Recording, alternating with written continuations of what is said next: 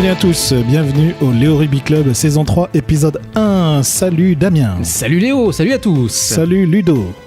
Salut tout le monde. Salut, alors on teste un petit dispositif où on gère un petit peu avec Skype également, donc c'est pour ça que Ludo aura peut-être un petit décalage, mais nous sommes tous là pour cet épisode de rentrée. J'espère que vous êtes en forme les gars. Oh bah carrément. Correspondant japonais de mon côté, le décalage. Correspondant à l'étranger. Voilà. C'est exactement ça. Depuis chez toi, c'est parfait. Depuis Sainte-Foy. C'est ça, depuis Sainte-Foy. C'est tellement loin, Sainte-Foy-les-Lyons. C'est super loin, Sainte-Foy-les-Lyons, c'est derrière la colline. Alors déjà, il faut traverser ça, quoi. Alors déjà, Lyon, on n'arrive pas à voir ce qu'il y a derrière une colline, alors t'imagines. Bon bref. Exactement. En tout cas les gars, du coup on va, pour cette nouvelle saison, on va inaugurer une nouvelle structure d'émission. On va commencer d'abord par nos billets d'humeur, si on en a, bien entendu. Moi j'en ai un de mon côté.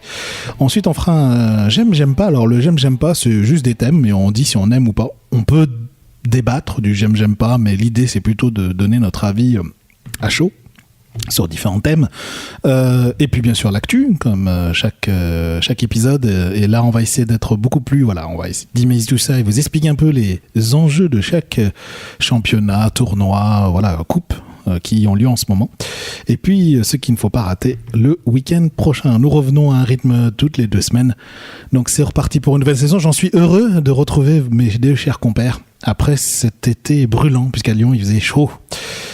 Et sur les terrains, en tout cas en dehors des terrains surtout, il a fait chaud. Ça fait partie de un de mes j'aime pas. Allez, ça marche. J'en ai déjà trop dit en fait. Non, c'est pas très grave, non, t'inquiète bon. pas. On peut lancer le jingle alors du coup. Vas-y, lance le jingle. Et c'est parti.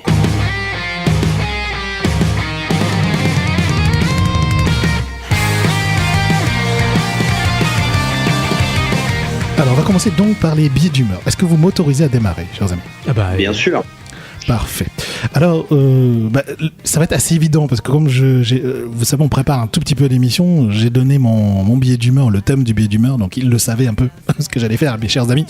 Du coup, ça va être sur Bernard Laporte. Et notamment la news que j'ai appris, je crois que c'était, moi je l'ai appris moi perso fin de semaine dernière, donc c'est tout récent. Hein. Oui, ça fait quelques jours que c'est sorti seulement. Oui, fin août. Et j'ai appris donc que Bernard Laporte allait chroniquer dans une émission de Cyril Hanouna. Alors, faut être clair maintenant. Cyril Hanouna a maintenant moult émissions, notamment sur la chaîne C8. On devrait d'ailleurs l'appeler la chaîne CH, la chaîne Hanouna, parce qu'il fait tellement de trucs. Ah bah C8, ça veut dire Cyril 8. C'est Cyril. Ah mais c'est complètement ça. C'est totalement ça. Et donc Bernard Laporte va faire une chronique. Alors j'ai lu 2-3 articles, donc je ne sais pas exactement la teneur de tout cela. Ce qui a un peu fait déclencher un peu une actualité fin de semaine dernière, c'est qu'il y avait en même temps que l'enregistrement, je crois, de l'émission, il y avait la réunion de la fédération et de la ligue sur justement un point sur la santé des joueurs. Et Bernard Laporte n'y était pas. Ce qui a déclenché une mini polémique. Enfin, quand c'est Bernard Laporte, c'est plus une petite polémique, c'est toujours une grosse polémique. Et donc les détracteurs de Bernard Laporte lui sont tombés dessus. Alors moi, mon billet d'humeur, c'est sur le fait que je suis un peu interrogatif. Alors voilà, quelle est ta position par rapport à ça ? Ma position est que je suis assez interrogatif devant... On résume la situation. Vas-y. On a un président de fédération de sportive nationale, mine de rien, et pas n'importe quel sport, un des plus pratiqués, en tout cas plus médiatisés également en France, qui sort de ses fonctions pour aller chroniquer à la télévision. Sur une chaîne en plus de ça qui a signé, il me semble, un partenariat avec soit la Ligue, soit la Fédération. Alors si c'est la Ligue, c'est pas lui, mais si c'est la Fédération, ça peut le concerner effectivement. Il peut y avoir éventuellement conflit d'intérêts, donc faut voir un petit peu ce qui va derrière. Et puis en plus de ça, tu viens de le dire, eh bien il y a cette absence à une réunion qui était quand même, qui était prévue, qui était quand même d'une actualité assez brûlante en plus, avec la mort d'un joueur, avec d'autres, enfin qui fait suite à d'autres cas où d'autres joueurs se sont retrouvés avec des grosses blessures. Enfin bref, c'était quand même un sujet d'une actualité relativement brûlante, je viens de le dire. Et donc voilà, pour résumer, on a un président qui visiblement est pas là et va gagner de l'argent à la télé.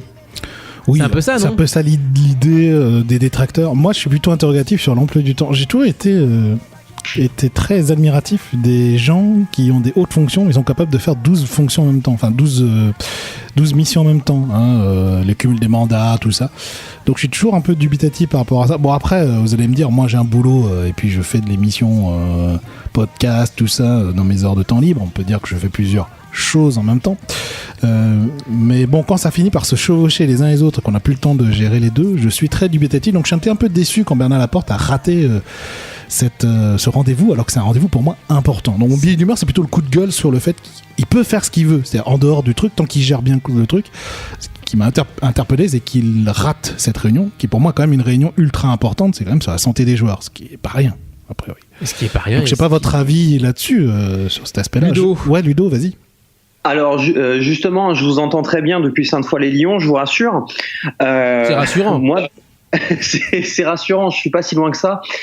Et le fait est que, alors moi j'y vois deux points. Donc bien évidemment, il y a un point pour moi très polémique qui est effectivement d'avoir raté ce séminaire sur la santé des joueurs, qui est quand même très important parce que il y avait déjà eu, nous-mêmes on en avait parlé durant la saison précédente, on avait tiré un peu la sonnette d'alarme sur la dangerosité en quelque sorte du rugby. Il y avait un débat qui revenait aussi sur ça. Est-ce que le rugby est un sport dangereux, etc., etc. Puis on a vu quand même qu'il y a eu quelques décès en très peu de temps. Donc c'est un point sur lequel il faut absolument intervenir sous peine que le rugby soit de nouveau stéréotypé comme sport dangereux, qui est de moins en moins. Parce que moi je suis assez fataliste justement, surtout avec le rugby, parce que c'est un sport, même si j'ose penser d'après mes dernières études que le rugby est le deuxième sport national en France, il me semble, derrière le foot. On aimerait le croire en tout cas. En matière de quoi en fait? De licenciés ou de nombre de téléspectateurs, je sais pas. Le nombre de licenciés, c'est encore autre chose. Je dirais les deux. D'accord. Mais après voilà, donc il y a quand même un risque de perte aussi. On peut très bien penser à des parents qui voient ça, par exemple dans le journal de 20h, dire non mais écoute, le sport c'est vachement dangereux, tu risques d'avoir un traumatisme crânien, quelque chose comme ça, et y passer. Tu fais bien. Donc tu fais bien de le dire parce que j'ai une petite anecdote. J'ai lu un article sur un petit tournoi qui est organisé pendant l'été par le Ligue d'Alsace, je crois, et qui avait réuni 1200 jeunes pour faire un petit tournoi comme ça, et en fait ils se retrouvaient avec quasiment 200 blessés en un après-midi. Parce que les gamins ils sont allés de bon cœur, c'est ça? Ah oui, complètement. Et du coup le préfet a dû interrompre le tournoi 1 heure avant la fin du tournoi quand même. Ça m'étonne même pas de toute façon. Moi je le vois avec le cas de mon fils justement, quand ils ont fait le tournoi rugby inter-école, les profs ne leur ont absolument pas appris à jouer au rugby, et donc ils se plaquent aux chevilles, ils se mettent des coups de coude, enfin c'est une catastrophe. Et mais bref, ça à la limite on pourra en faire un autre coup de gueule de mon côté. De toute façon, coup de gueule. Mais c'est un vrai débat, c'est un véritable débat. C'est-à-dire que visiblement, j'ai envie de te dire, de toute façon, ça les défoule, c'est ça, hein?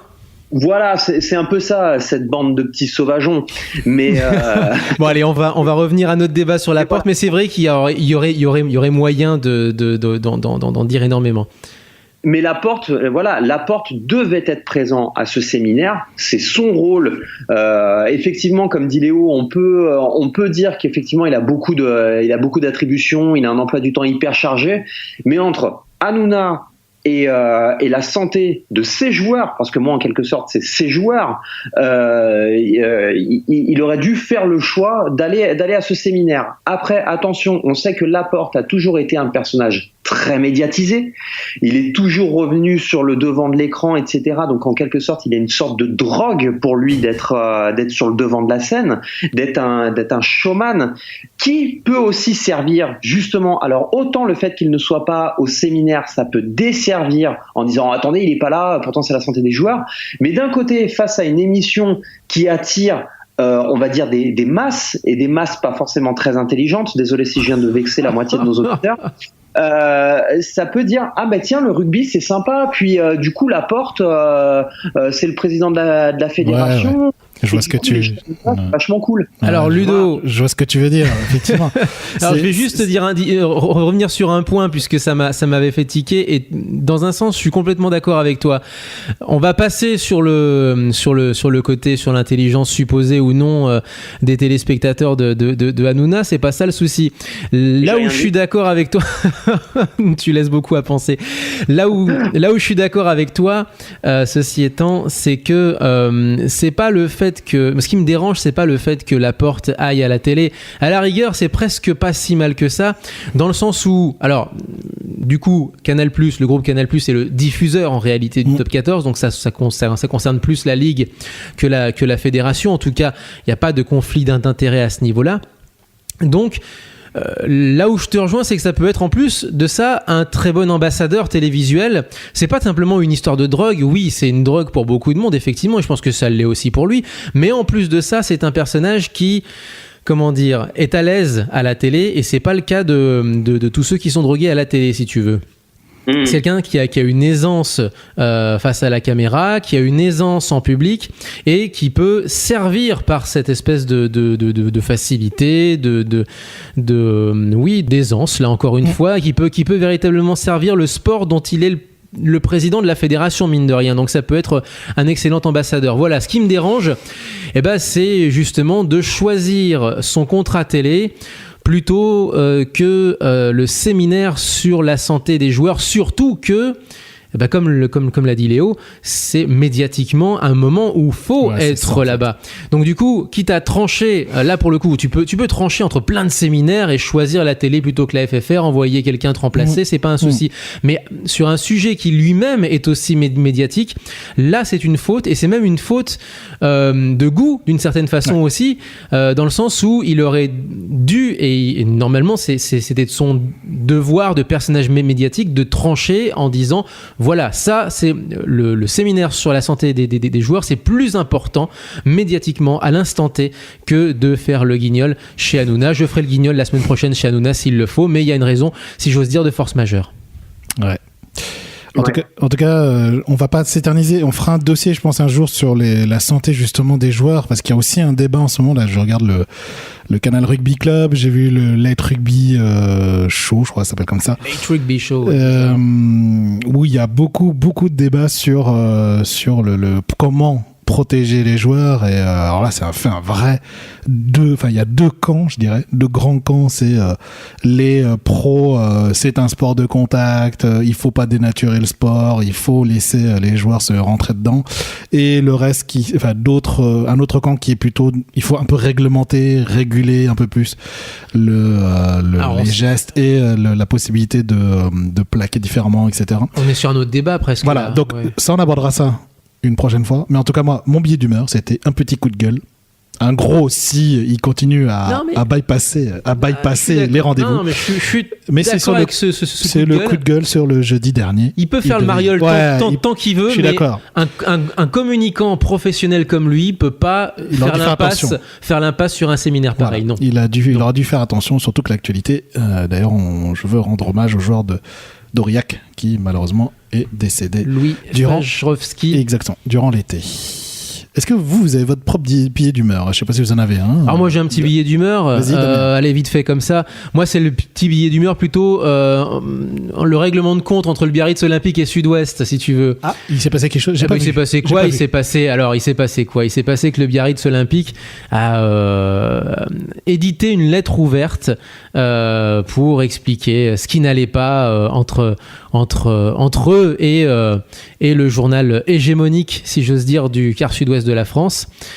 Et en fait, ce qui se passe, c'est qu'il y avait, techniquement, en fait, le Biarritz Olympique explique qu'ils ont été en faillite et qu'ils ont dû couper dans le budget, et que dans la coupure du budget, eh bien, il y avait notamment le fait d'arrêter le partenariat qu'ils avaient avec Sud-Ouest, donc qui veut dire aussi d'avoir moins de place pour les copains en tribune de presse. Ça, Sud-Ouest, ils n'ont pas aimé. Alors, pour le coup, Sud-Ouest a commencé à faire faire des articles incendiaires.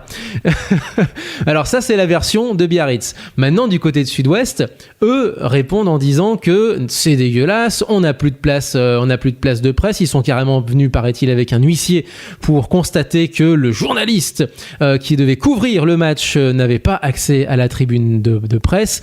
À la charge du Biarritz Olympique, faut dire ce qui est, ils ont dit, enfin visiblement, ils auraient dit aux gens de Sud-Ouest qu'ils ont arrêté toutes les places en tribune de presse, ce qui est pas vrai puisqu'il y a quand même une nomenclature, un cahier des charges à respecter par rapport à la presse, même en Pro D2, je veux dire, c'est la LNR qui gère ça. Donc du coup, il y a des règles, quoi. Sauf que c'est le minimum du minimum. Et même, visiblement, même le minimum, ils n'avaient pas envie forcément d'ouvrir la tribune de presse. Et du coup, c'est une sorte de combat entre deux petits féodaux. C'est là où je vois que la France et le rugby, malheureusement, ça passe par le rugby. On le voit malheureusement via le rugby et c'est dommage. Mais il y a tellement d'autres sports où c'est comme ça, où il suffit qu'il y ait un changement de majorité dans une mairie ou n'importe quoi et la subvention n'est plus là, etc. Et là, pour le coup, là, aujourd'hui, le cas dont je parle, c'est du rugby, mais ça pourrait être n'importe où. Mais c'est vraiment deux petites batailles de féodaux. L'un, mais c'est ça. L'un, en fait, peut avoir un pouvoir de nuisance sur l'autre. L'autre invoque aussi, enfin, je veux dire, peut avoir aussi un pouvoir de nuisance parce que du coup, Sud-Ouest qui ne parle plus du Biarritz Olympique, ça fait des lecteurs en moins aussi. Donc bref, même s'ils sont en situation de monopole, il y a Internet maintenant. Donc tu vas aller sur les sites de rugby, tu vas plus t'informer de la même manière, donc tu vas moins lire le journal. Ça va inciter les gens à se dire ah tiens, il y a autre chose que Sud-Ouest dans la vie, si je veux dire. Donc du coup, chacun a un pouvoir de nuisance sur l'autre et chacun l'exerce et c'est ridicule. C'est tout simplement ridicule. C'est effectivement assez ridicule et je sais pas si Ludo, tu as un avis sur la question. Pas vraiment d'avis sur la question parce que je pense que tout est dit de mon côté. Après, moi, pour être honnête aussi, si on doit faire un tour des billets d'humeur, hein, personnellement, on pourra passer directement parce que je trouve qu'on est encore en début de saison et même si effectivement il y a une actualité qui est assez forte, sur laquelle on peut pas mal débattre. Justement, pour moi, en fait, ça dépasse même le cadre parce qu'on a beaucoup à dire sur tout ça et du coup j'ai peur de trop en rajouter pour être honnête avec vous les amis. Donc parce que vous me connaissez, je vais encore m'emporter une fois encore. Donc on est habitué maintenant. Et je vais déjà avoir beaucoup à dire en plus sur les résultats qui vont avoir lieu. Donc là je vais ouvrir ma grande gueule notamment sur les équipes qui ont gagné et celles qui ont perdu. Donc voilà. Non, Damien a tout dit pour moi. Très bien. Est-ce que tu as un billet d'humeur, toi, Ludo ? Alors justement, moi, le billet d'humeur, ça va rejoindre peut-être une partie qu'on va aborder dans l'immédiat ou un peu plus tard. C'est le début du championnat, en fait. Tout simplement, c'est mon billet d'humeur parce que je le trouve plutôt surprenant. Alors c'est un billet de bonne humeur alors. Voilà, c'est un billet de bonne humeur. Je réserve mes crachats et ma bile pour quelques résultats, mais justement, il y a des équipes qui sont en train de me faire plaisir, même si après il n'y a pas forcément de victoire. Mais par exemple, voilà, Grenoble qui avait fait un bon 20-23 contre Toulouse, ça me fait plaisir parce que Grenoble, on en a beaucoup parlé aussi la saison passée, notamment avec ses difficultés et tout ce qui allait avec. Donc ça fait toujours plaisir de voir des équipes commencer à accrocher des équipes comme Toulouse. Il y a le Loup aussi, comme je le disais, qui a fait son match nul et donc qui, dans mon billet d'humeur en quelque sorte, et pour rester généraliste, me permet de voir que le Loup, même s'ils sont pas actuellement très bien placés, commence à avoir une politique de maintien et de résultats sur le moyen terme actuellement. Je le vois plus sur le court terme ni sur le long terme, mais on est sur du moyen terme pour moi. Ouais. Et c'est surtout un retour fracassant du Stade Français. Alors c'est pas forcément une équipe que j'aime à la base, mais alors depuis le temps qui sont dans le ventre mou, on en avait d'ailleurs aussi parlé la saison passée. C'est même pire que le ventre mou, ils étaient même limite à descendre. Ils étaient complètement nazes, ils avaient même lutté pour le maintien jusqu'aux dernières journées. Et puis alors là, mais ils pètent du feu de Dieu et c'est à voir ce que ça va donner. Mais depuis le temps qu'on disait aussi qu'ils allaient se remonter et qu'ils allaient revenir fort, eh ben ils sont en train de le prouver. trouvé pour le moment ce début de saison. Donc moi, il y a un début de saison qui est surprenant, qui est très plaisant à voir, avec des grosses équipes qui se sont beaucoup cassées la gueule aussi à domicile. Et écoutez, ça me fait plaisir parce que je pense qu'on va avoir une très belle saison. On va avoir une très belle saison, je le pense. Mes amis, un billet d'humeur positif de Ludo, cette saison commence fort. Je t'avoue le dire. Notez-le immédiatement. Merci mes chers amis pour cette billet d'humeur. Je vous pense passer à la séquence suivante, le j'aime pas.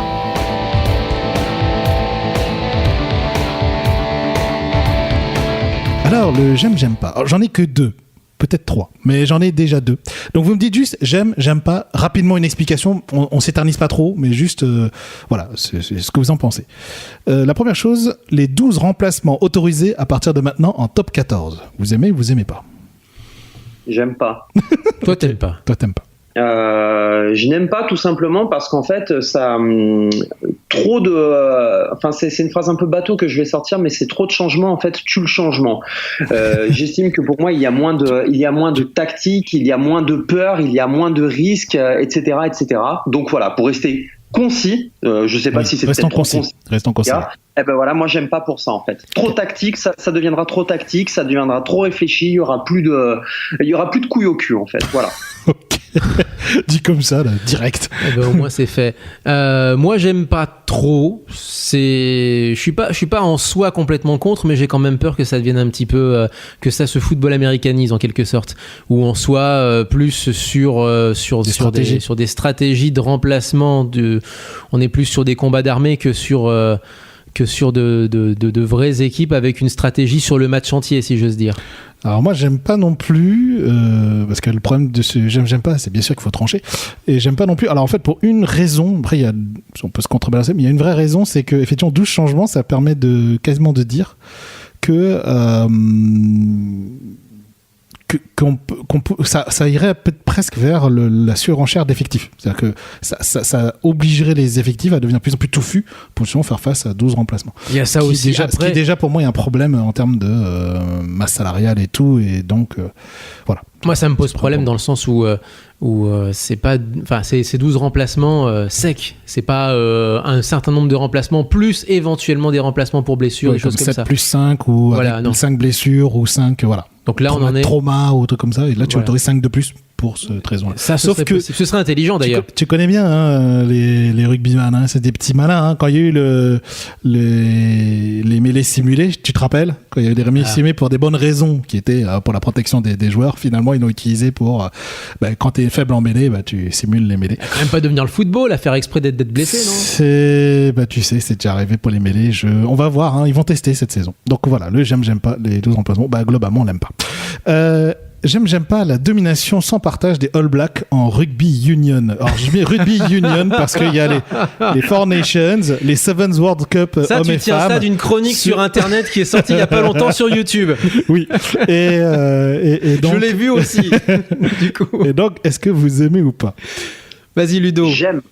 Mais j'aime parce que la Nouvelle-Zélande c'est la nation du rugby, c'est comme on aimerait tous, enfin en quelque sorte tous, non, oui et non, mais tous voir le Brésil regagner une Coupe du Monde parce que c'est chantant, parce que c'est festif, parce que c'est en quelque sorte c'est limite eux qui l'ont inventé alors que c'est pas eux du tout, mais c'est eux qui l'ont magnifié, ça j'ai bien compris, voilà. Exactement, la Nouvelle-Zélande c'est la nation du rugby. C'est elle qui a fait les plus belles victoires, c'est elle qui a battu les plus grands records, c'est elle qui a amené en quelque sorte les plus grands joueurs.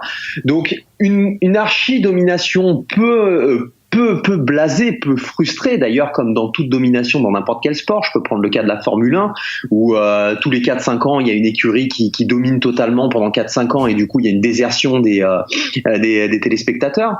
Mais non, pour moi, mais bien évidemment la Nouvelle-Zélande c'est le rugby, donc ça doit gagner, donc ça doit écraser tout le monde sauf la France en finale. C'est ce qu'on a bien compris. Si la France revient en finale un jour, on a bien compris. Donc Ludo aime. Et toi Damien? Moi j'aime pas. C'est-à-dire que j'aimerais si le monde se convertissait au rugby à la néo-zélandaise. Effectivement, ce serait beaucoup plus chantant de par le monde. Ça, je serais d'accord avec toi, Ludo. Le souci, c'est que la Nouvelle-Zélande évolue trop vite par rapport au reste de son sport. Et du coup, ça finit par devenir... Moi, j'ai quand même peur que ça devienne comme le rugby à 13 avec une seule nation à chaque fois, je veux dire, maintenant. Mais alors, la seule chose qui, si j'ose dire, sauve un peu le lot, c'est que contrairement au 13, l'Australie, où l'Australie justement se suffit à elle-même, dans le 15, la Nouvelle-Zélande ne peut pas organiser un championnat toute seule, quoi. C'est pas le rugby. C'est là où, en fait, la différence avec le rugby change, dans le sens où il y a un vivier qui est énormissime en football pour le Brésil, et il y a un vivier qui est absolument gigantesque également pour le 13, et alors je ne parle pas d'autres codes ovales, ça c'est encore autre chose, mais le truc c'est qu'en 15, c'est une domination, tu as raison, hein, par le jeu, c'est une domination aussi par la détection, parce que ils sont pas beaucoup, ils sont l'équivalent d'un petit pays d'Europe centrale, la Nouvelle-Zélande, c'est quelques millions de personnes. C'est ça. C'est minuscule en réalité, et malgré ça, ils ont une détection qui est aussi efficace que la République tchèque en hockey sur glace, où ils sont pas grand monde non plus, mais ils sont quasiment médaillés à chaque Olympiade. C'est un truc de fou furieux. Donc, il y a un système qui est ultra performant. Et en fait, il faudrait limite qu'on aille former certains de nos meilleurs jeunes là-bas. Sauf que je sais pas, enfin voilà, les Néo-Zélandais sont dans leur coin, sont pas très prêteurs non plus.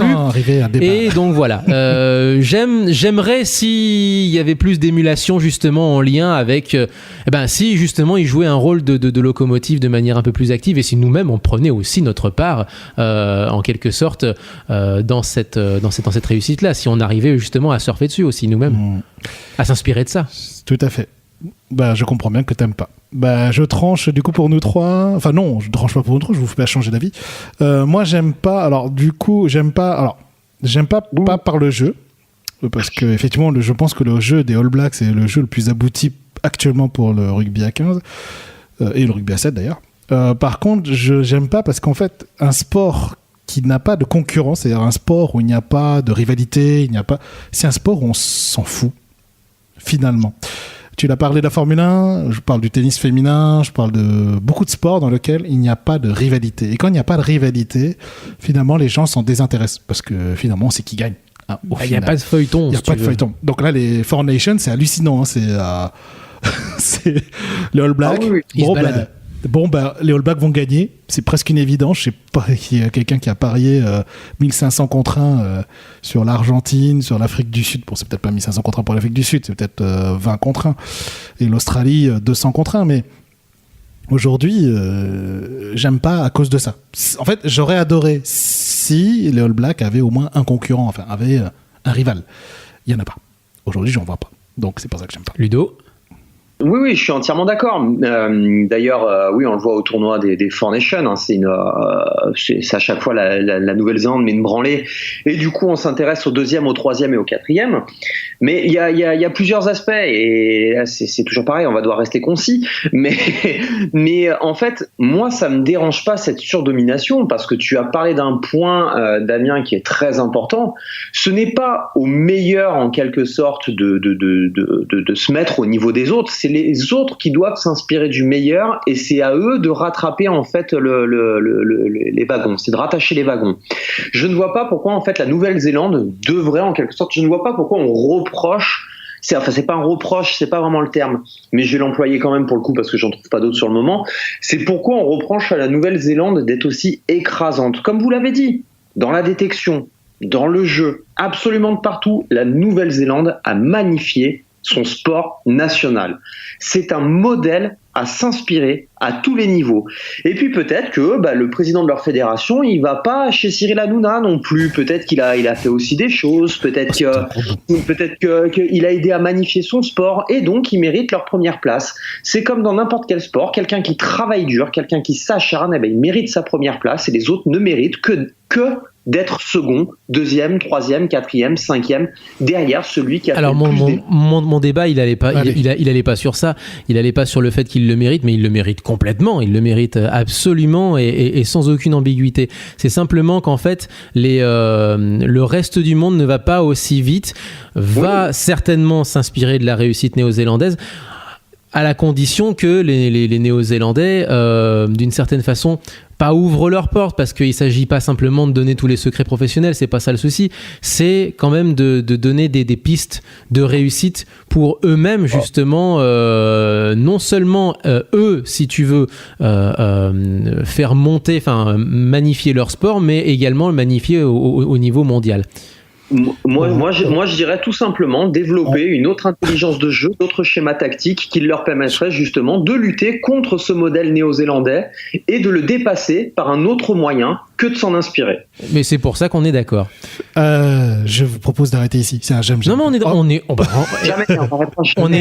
est d'accord simplement qu'en fait nos deux discours se complètent. Alors du coup, on va continuer à tourner en fait. C'est ça. Il faut qu'on s'arrête. En fait, j'ai bien fait d'avoir fait que 2 thèmes. Merci les amis. En tout cas, oui, on a donné notre avis, mais on y reviendra. Il y a beaucoup d'autres petites thématiques. On y reviendra pour les prochains j'aime pas. On aura bien d'autres à suivre.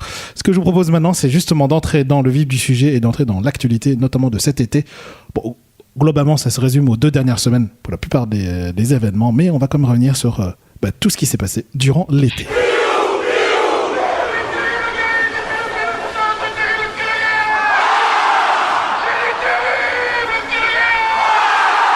Alors on va commencer tout bien tout honneur par la France et on va commencer par notre cher championnat de top 14. Alors Ludo, tu l'as un peu évoqué, il y a eu des surprises, il y a eu des confirmations, mais il y a eu des surprises. Et alors tu as évoqué plusieurs choses, moi je vais effectivement pointer du doigt la dernière place surprenante de Toulon. Il y a eu que 2 matchs, faut pas exagérer, mais quand même, 2 matchs, 0 points, c'est ça surtout qui est étonnant. Et Toulon dernier, ça s'est pas vu depuis super longtemps, vraiment. Même au bout de 2 journées, ça s'est pas beaucoup vu. Donc je voudrais souligner ça.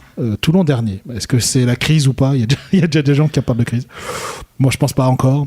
Surtout que j'ai pas vu Boudjelal s'énerver, donc c'est pas la crise. Faut arrêter. On va quand même pas non plus suivre les dramas footballistiques et les adapter au top 14. Je veux dire, il y a 26 journées. Non mais Castres nous a montré que pour gagner un championnat, fallait pas forcément être performant dès le départ. Faut se qualifier pour les phases finales et après être performant. C'est ça la morale de l'histoire, de ce que nous a appris Castres ces 5 dernières années. Il y a le fait aussi que Toulon aussi change d'entraîneur, a changé aussi une partie de son effectif. Il y a des raisons. On a des joueurs qui sont pas encore tout à fait en forme. Bastaro a commencé sur le banc le dernier match, tu vois. Oui, il y a des raisons. On peut expliquer ces choses. Il y a plein de raisons. C'est simplement qu'en fait, la machine a été.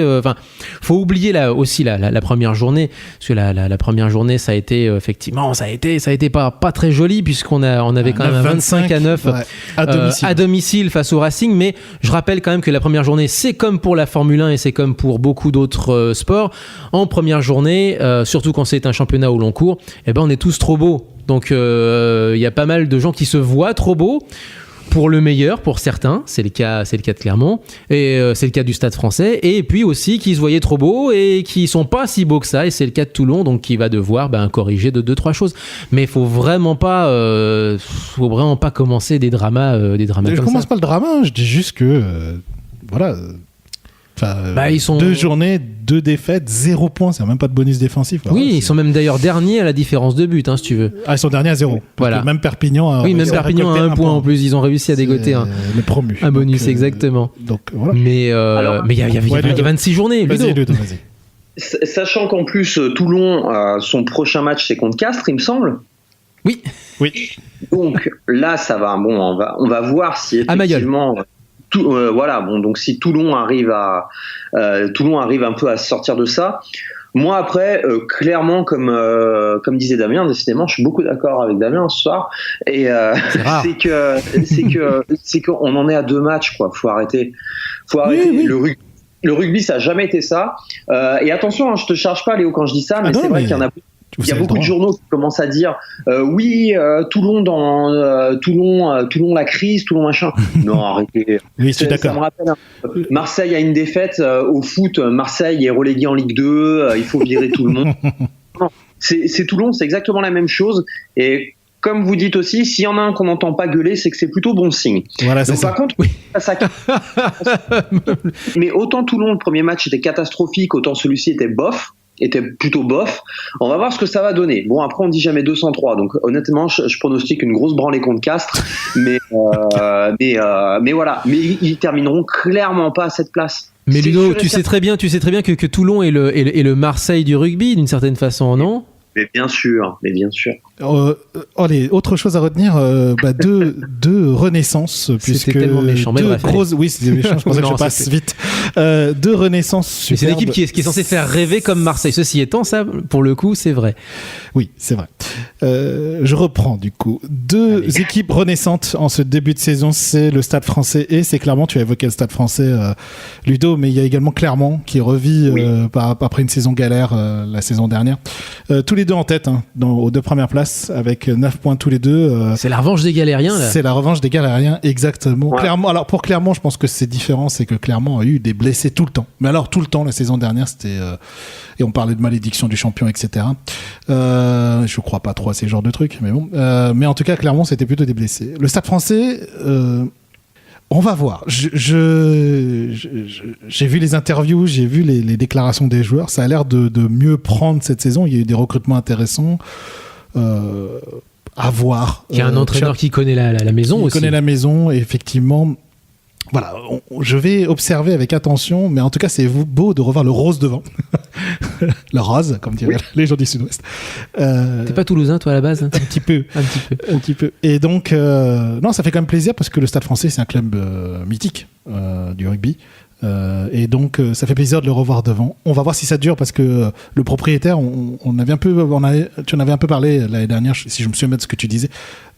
C'est un petit peu le propriétaire allemand qui peut-être utilise le Stade Français comme sa danseuse.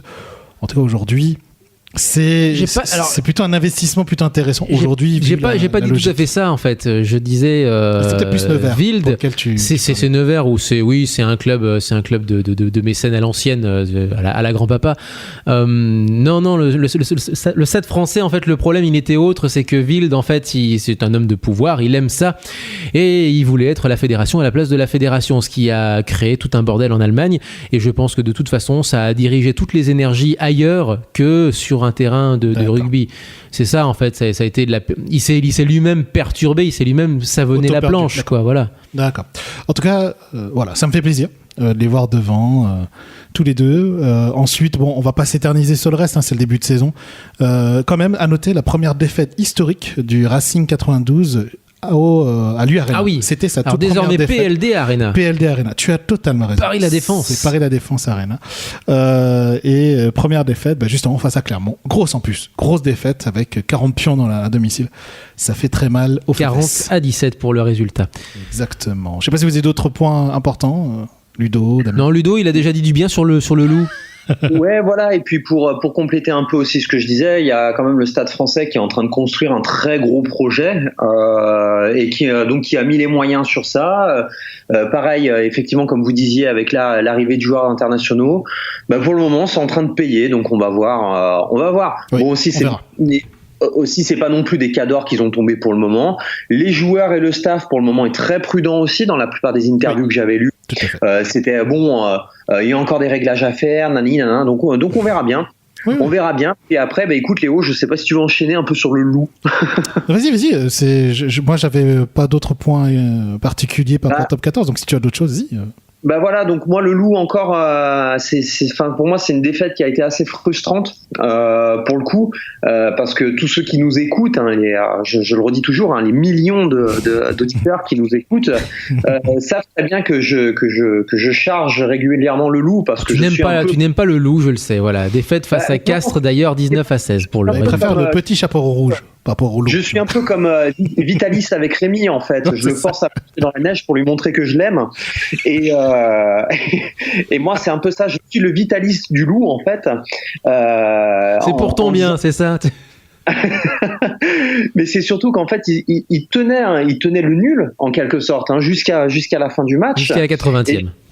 Jusqu'à la 80e effectivement et ça se joue à rien encore une fois donc on récupère un point donc c'est déjà ça, mais c'est assez frustrant et en même temps encourageant. Alors c'est toujours j'ai l'impression d'être n'importe quel entraîneur français de dire non mais la défaite est encourageante mais le fait est que c'est encourageant parce que comme je le disais, et on voit la continuité de la saison passée, où le Loup a ce projet. Le Loup est 11e. Je suis persuadé qu'ils vont remonter dans le ventre mou de nouveau. C'est le début de saison, t'inquiète pas. Tout à fait. 7e, 8e place. Et allez les gars, encore une fois. On souhaite bon courage à toutes les équipes du Top 14, dont le Loup. Et donc, on suivra le feuilleton du Top 14 tout au long de cette saison. Je vous propose de passer en Pro D2. Let's go. Non, j'ai absolument rien d'autre à dire. Pro D2, c'est le début de saison, c'est pour ça. Pro D2, quelques points à retenir. Massy, 100 points. Alors, pas 100 points CENT, c'est 0 points. Au bout de 3 journées, ce serait un petit peu compliqué, mais c'est surtout que Massy, alors tu le dis dernier, mais surtout vient de perdre son premier match à domicile de la saison, alors que c'était leur force l'année dernière, justement, de gagner leur match à domicile. Exactement. Donc Massy, 0 points en 3 journées. C'est pas très rassurant puisque toutes les autres équipes ont au moins une victoire. Au moins une. Donc c'est pas génial. Brive non plus ne démarre pas bien sa saison, puisque c'est une victoire, un match nul et une défaite. Donc ils sont en bas du classement, donc ça démarre pas bien. Bon, encore une fois, c'est le début de saison, donc on verra. C'est peut-être la dure chute du top 14, puisque Brive n'est pas descendu en Pro D2 depuis une éternité. Donc Brive à l'agonie, mais on verra par la suite. Et puis, encore une fois, le feuilleton qu'on va suivre cette saison, c'est est-ce que les 2 promus vont se maintenir ? Parce que depuis maintenant 2 saisons, depuis les 2 dernières saisons, les 2 promus se sont toujours maintenus. Ce qui est impressionnant. Cette saison, les 2 promus, c'est qui ? C'est Bourg-en-Bresse. Yes, et c'est Provence Rugby. Et Aix-en-Provence. Aix-en-Provence. Eh bien, nous allons voir. Et c'est pas mal actuellement. Exactement. Pour le moment, c'est pas mal. Provence Rugby, une victoire, 2 défaites. Et où se Bourg-en-Bresse, un de chaque. Oui, un de chaque. Donc, une victoire, un nul, une défaite. C'est avec la victoire justement contre Provence Rugby 18-16, et c'était c'était à Bourg directement en plus. Exactement. En tout cas, devant le public, ça fait plaisir quand même de rien, quoi. Globalement, on le dit toujours, c'est pour un club ou une franchise, ce qui est bon, c'est de gagner chez soi, parce qu'il faut faire plaisir à ses supporters. Et puis ça rassure. Ça rassure, exactement. Voilà, j'ai pas grand chose de plus à dire. Actuellement en tête, Mont-de-Marsan qui a 12 points, et puis Bayonne, Oyonnax, Montauban, Béziers, Aurillac. Voilà pour la Pro D2. Est-ce qu'on reste en France ou est-ce qu'on passe à l'étranger du coup ? Eh bien, je vous propose de traverser la Manche. Attends, avant de traverser la Manche, alors on va rester encore un petit peu sur le rivage, puisqu'on commence, on entame la nouvelle saison également de Fédéral 1. La première journée a commencé. Tu vas en parler, vas-y. Je vais en parler, mais pas avec des résultats. Oui. Je vais en parler parce que la règle du jeu a à nouveau changé. Vas-y. Qu'est-ce qui se passe ? On est reparti sur l'ancienne formule, c'est-à-dire 4 groupes de 12, mais il y a quelque chose d'un peu plus intelligent et qui ressemble à ce qui se passe dans différents sports dits mineurs. Je pense notamment pour le handball. En tout cas, des sports qui déjà d'une part sont pas le foot, et de 2 galèrent parfois justement à obtenir un statut pro, notamment lorsqu'il s'agit de petites villes avec des subventions qui viennent ou qui viennent pas. Ça dépend. Déjà galère lors de la poule élite les saisons précédentes. Ce qui était déjà extrêmement galère pour la poule élite. Donc alors il y a 2 choses à retenir. Vas-y. C'est que donc on est reparti sur l'ancienne formule, donc 4 groupes de 12, 4 groupes géographiques, donc ce qui déjà au niveau des déplacements est un petit peu plus cohérent, même si alors cohérent c'est quand même relativement à géométrie variable, puisqu'on va se retrouver dans le groupe 1 qui va de Rouen jusqu'au Pays Basque. Mais c'est la façade atlantique. On a ensuite 2 groupes sud, donc un plutôt sud-ouest, un plutôt sud-est, mais il y a quand même des groupes du sud-ouest, de l'Occitanie en tout cas, et puis un groupe on va dire centre-est, centre-est qui monte jusqu'à Dijon. Il n'y a pas de club de Grand Est, mais voilà, globalement on a 3/4 du pays qui sont couverts, avec des déplacements donc qui seront moins coûteux, même pour les têtes de série, puisque désormais les clubs de l'ancienne poule élite sont désormais des têtes de série, un petit peu à l'image de ce qui se fait par exemple en handball ou en hockey en Suisse, avec des systèmes de licence, des clubs constitués de gens, mais bref, des clubs qui demandent à passer un statut de tête de série, c'est-à-dire de compétitionner avec l'ambition de monter dans le groupe pro, donc de passer une licence qui permet d'une certaine façon de garantir la bonne santé financière, en tout cas le fait qu'ils aient les reins potentiellement suffisamment solides pour compétitionner et devenir professionnels. Donc ça veut dire que en Suisse par exemple, quand tu expliques ce système, c'est des clubs... Ça c'est pour le hockey sur glace, voilà. C'est des clubs en fait qui qui s'y sont classés premier ou second, je sais pas quelle sera la règle d'accession, disent je m'engage si je réussis à remporter ces premières places à monter et j'aurai les reins solides pour le faire, sinon ils gagnent ce qu'on appelle le trophée Jean Prat et puis voilà, ils ont gagné le trophée Jean Prat. Attends, bah du coup je vais y venir mais pour achever ton raisonnement sur la Suisse qui se retrouve aussi dans le handball en France. D'accord. Okay. Donc tu as des clubs de deuxième division, de Pro League pour les garçons, de Division 2 pour les filles, qui peuvent demander justement une licence pour dire voilà, si je vais essayer d'être en position de monter, et en plus de ça, je vais essayer d'être en position de monter pour monter. Je vais essayer d'être performant pour devenir professionnel, alors que d'autres clubs ne le souhaitent pas, souhaitent simplement se mesurer au monde des pros, mais sans aller jusqu'à l'élite. Et c'est ce qui se passe. Alors en Suisse, on est carrément allé jusqu'à, je veux dire, il y a un club qui s'appelle Ajoie. Ajoie, c'est le club du Jura suisse, qui a gagné la deuxième division suisse. Là, c'est la LNB, enfin qui s'appelle plus LNB désormais, qui s'appelle Ligue Suisse. Et ils ont été champions, mais ils sont pas montés. Parce que justement ils n'avaient pas fait en fait ils ont été eux-mêmes surpris, c'était il y a 2 ans je crois, ils ont été surpris par leur propre saison formidable où ils ont réussi à être champions et ils se sont dit mais merde, si on avait su on aurait pu appliquer, mais bon en même temps c'est un peu tout petit le Jura, il n'y a pas grand monde, mais bref ils ne sont pas montés, donc l'année d'après ils sont restés tranquillou en Ligue Suisse, mais au moins ils étaient fixés. Ils n'avaient pas comme ambition de rejoindre la très select Ligue Nationale A, et c'est pareil donc je le disais pour le handball. On retourne à ce rugby, donc je l'ai dit, 4 groupes de 12, des têtes de série, donc 3 têtes de série par groupe, donc voilà, les autres ils sont là pour se mesurer au semi-pro, et pour tenter de devenir quand même champion de Fédéral 1, mine de rien, les 8 meilleurs vont s'affronter dans une phase finale, mine de rien, et il y a un trophée, le trophée Jean Prat, le bon vieux trophée Jean Prat qui sera décerné à la fin de la saison. Mais ça va pas se terminer là, puisqu'il y a un deuxième trophée, une sorte de trophée de consolation, un petit peu à la manière de ce qui s'était passé il y a une douzaine d'années où on avait le trophée Jean Prat pour le champion de la division et puis le trophée fédéral de la Fédéral 1, le trophée de consolation. On a le retour de ce trophée fédéral, mais qui ce coup-ci a un nom, Yves du Manoir. Le retour du trophée Yves du Manoir. Alors, je le dis. C'est pas la Coupe de France. C'est pas le challenge Yves du Manoir. Voilà, qui avait des règles d'ailleurs qui étaient spécifiques, qui étaient orientées attaque. Enfin, du genre tu pouvais pas défendre. Voilà. Il y avait plein de trucs. C'était une sorte de compétition de rugby alternative, mais qui avait pas les mêmes règles que le championnat. Enfin, c'était bizarre à l'époque. Je vous parle d'un temps que les moins de 15 ans ne peuvent pas connaître. Je parlais d'un temps où la poule élite avait 80 clubs. À l'époque où le rugby était amateur, etc. Voilà, il y a 80 clubs en première division. Mais bref, donc ce nouveau trophée qui est le trophée de consolation qui opposera donc les 2 premiers forcément de chaque groupe s'affronteront pour le Jean Prat, donc ce seront les 2 suivants, ceux qui seront du coup 3e et 4e, qui s'affronteront donc pour ce nouveau trophée Yves du Manoir. Donc 2 coupes à gagner pour la Fédéral 1. Mais ce qui est bien, c'est qu'on revient donc aux 4 poules de 12 et donc chacun repart avec 22 matchs à jouer, ce qui est bien. Ce qui est bien parce qu'avant c'était des poules de 10, ça ne ressemblait à rien.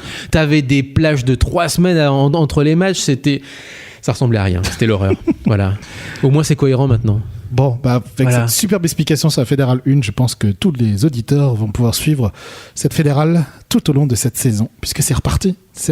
Checkez le club de votre région. Exactement. 2018-2019. Nous, on a l'Asvel à Lyon. Exactement. Le deuxième club de Lyon joue en Fédérale 1 cette année. Exactement. Le deuxième club de la région lyonnaise. Parce que si tu dis que c'est le deuxième club de Lyon, il y en a certains qui vont te taper sur les doigts. Très juste. Association sportive de Villeurbanne et Éveil Lyonnais. C'est ça. Donc c'est normalement Villeurbanne.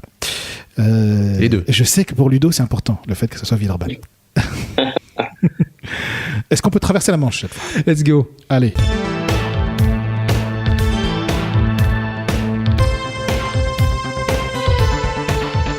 De l'autre côté de la Manche, l'Angleterre a redémarré un peu avec nous.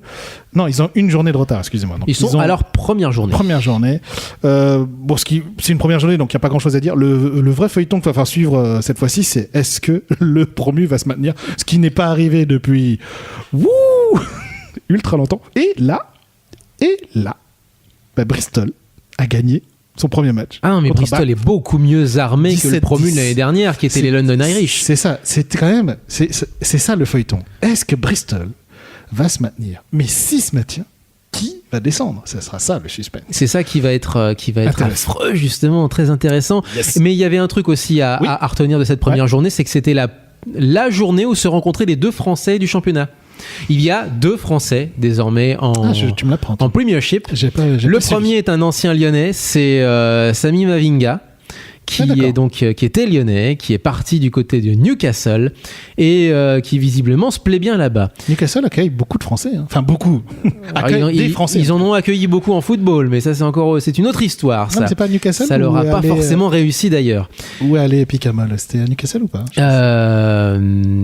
Oh merde, bonne question. Mais je crois que c'est Newcastle. Non, Northampton. Northampton. Est-ce qu'on commençait par N? Excuse-moi. Voilà. Et c'était un peu plus bas. Yes. Quoique je ne sais pas, tiens. Bon, je te pose une coche, désolé. Vas-y, continue. Là, pour le coup, tu me poses une vraie colle. Où est Northampton sur la carte d'Angleterre? Oui, selon le nom, évidemment, c'est pas au sud, hein, on est d'accord, mais où exactement, je ne sais plus. Et chez les Saris, puisque Newcastle s'est incliné à domicile face aux Saracens, et les Saracens ont Christopher Tolofua, qui a débuté sur le banc ce match, mais donc voilà, les 2 Français étaient sur la feuille de match au sein du même match. On ne les retrouvera pas avant l'autre moitié de saison. Oui, c'est ça. Voilà. Exactement. Enfin, la dernière journée techniquement. Voilà. Normalement. Effectivement. Très bien, très bien. Je sais pas si Ludo, tu avais d'autres points par rapport à l'Angleterre? Non, pas vraiment.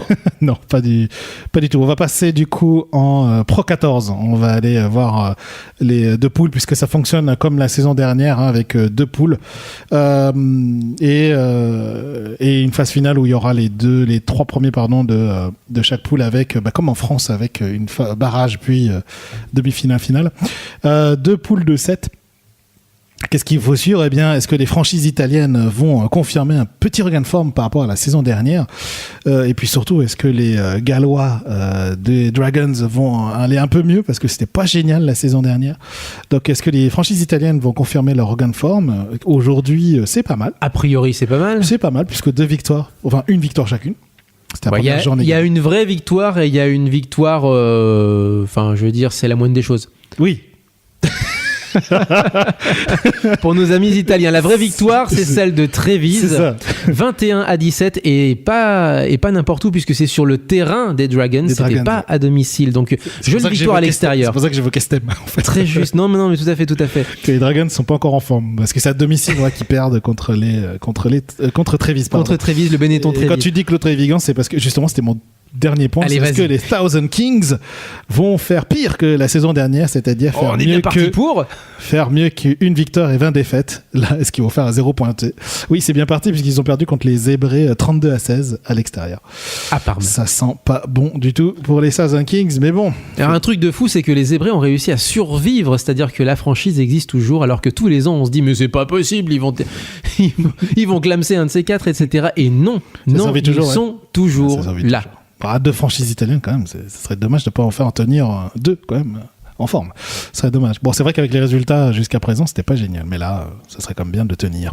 Voilà, c'était tout pour Pro 14, c'était la première journée, et on va pas trop s'éterniser encore une fois sur le début du championnat. Je voulais faire un petit mot quand même pour traverser, non pas la Manche, mais on va traverser la moitié du globe, puisque c'est également le début de la Top League. Vous savez que nous avons un petit coup de cœur pour nos amis japonais.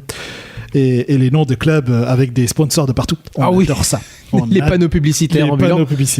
Alors, la Top League a également repris. Alors, la Top League, c'est le même principe alors du coup que la Ligue Celtic. C'est 2 poules de 8 alors. C'est ça, 2 poules de 8 en élite et comme l'année dernière. Je crois que ça fonctionne exactement comme l'année dernière en Top League. Qu'est-ce qu'il faut suivre cette saison? Eh bien, est-ce qu'il y aura une nouvelle finale Sun Goliath contre les Wild Knights, puisque c'est quand même c'était 2 finales de suite comme ça, hein, en Top League. Donc, est-ce que ça va de nouveau être la nouvelle finale encore une fois? Après, il y a globalement 4 gros clubs, donc ça peut alterner aussi. Il faut faire c'est pas non plus écrit dans le marbre cette rivalité. Alors en Top League, il y a eu un promu, ce sont les Red Dolphins, et les promus ont gagné avec bonus offensif, ce qui est extrêmement prometteur. Leader donc de leur poule. Bon, faites pas probablement, mais qu'est-ce que c'est bon de voir. Ils sont leaders, Victor Bonifié, c'est les seuls. Red Dolphins. Oui. Vraiment une. Est-ce qu'ils vont se maintenir? On va voir ça tout au long de cette saison. Et puis un petit mot quand même sur Goromaru qui s'était perdu sur la rade pendant un moment. Eh bien, il est reparti du côté. T'as des nouvelles de Ayumu Goromaru. Yes, qui est revenu au Jubilo. Et au Jubilo, eh bien, il a battu le record de points d'un joueur du championnat de Top League. Je crois que c'est plus de 800 points. Et donc, Goromaru va finir sa carrière probablement au Japon. Après une carrière bien méritée, puisque bon, il s'est perdu à Toulon, mais il est revenu au Japon et il retrouve ses pieds magiques. Ouais, mais il va achever sa carrière dans un cadre magnifique, puisque Jubilo, c'est un club de la préfecture de Shizuoka qui se trouve juste au pied du mont Fuji. Ouais, c'est beau de jouer du rugby là-bas. Ah oui, c'est magnifique. Et puis Jubilo, c'est un gros club dans le. Et puis c'est pas non plus c'est pas une petite franchise. Ah non, exactement. C'est pas du tout. C'est pas une petite franchise vu que le nom du sponsor c'est Yamaha. Donc faut pas déconner. Hein. Oui, non, mais il y a Yamaha, il y a Toyota. Il y a Suntory, il y a Toshiba. Il y a Toshiba, bon, il y a tout ça, quoi. Coca-Cola aussi, si tu veux. Mais... Oui, mais bon, Coca-Cola Red Spark, ça part pas ils sont très moins bien. bons, hein. Ils donnent moins d'argent pour... Chaque saison, les Coca-Cola Red Spark se sauvent, mais des fois de manière épique. C'est un running gag, en fait. Des fois, il faut vous raconter ça. Ah oui, mais des fois, ils se sauvent à la dernière minute en marquant un coup de pied à la dernière minute. Ça les sauve parce qu'il y a toujours des matchs qu'on appelle de promotion-relégation. Donc, bien sûr. Des matchs d'affrontement, enfin des montées ou descentes en un match. Et des fois, ils se sauvent que sur ça. C'est l'anti-finale. Et ça marche. Voilà. Et ça marche pour eux. Voilà pour la Top League. On suivra ça tout au long également de cette nouvelle saison de Léo Rugby Club. J'en ai fini avec le 15. Je sais pas si j'ai d'autres trucs pour le 15. Jingle 7. Alors, chers amis, je dois juste revenir rapidement, on va pas trop s'éterniser, mais quand même, c'était la Coupe du Monde de rugby à 7 durant cet été. Ça s'est déroulé à San Francisco. J'ai vu des matchs là-bas, j'ai vu du live YouTube, j'ai vu sur Canal+ Sport. Très très beau tournoi, excellemment bien organisé. Alors par contre, ce qui est étonnant, c'est que ça a été fait dans un terrain de baseball, ce qui fait très bizarre en termes de configuration. Mais c'est ce que je te racontais toute la saison dernière. Mais le voir en vrai, ça fait très bizarre en fait de voir. C'est pas faute de t'avoir prévenu. Oui, mais là c'est bizarre. J'ai dit que c'était atypique, c'était bizarre, mais Ludo, et en même temps c'était des matchs qui étaient donc pour le coup non seulement sur la rade, mais là contrairement à Toulon, il y a même pas forcément de rue entre le stade et la mer. Il y avait la mer. Il y a le stade et il y a la mer. Si, il y a une petite promenade piétonne, voilà. Ouais, c'est ça. Un peu comme un peu à l'américaine, quoi, tu vois, avec des trucs de planches de bois. Voilà. Là où tu t'imagines les babes et les beaux mecs en train de faire du bodybuilding. Et c'est pas Los Angeles, les gars, non plus. Oui, c'est vrai, t'as raison. Mais un peu de décence. C'est vrai, c'est un peu de décence. Et non, le cadre était magnifique. Très sincèrement, c'était un très très beau cadre pour faire du rugby à 7. Ah, mais le AT&T Stadium, il est franchement réussi. Hein. Ah, il est magnifique. Et donc, il y a eu 2 tournois de rugby à 7 pour cette Coupe du Monde, un tournoi homme et un tournoi femme.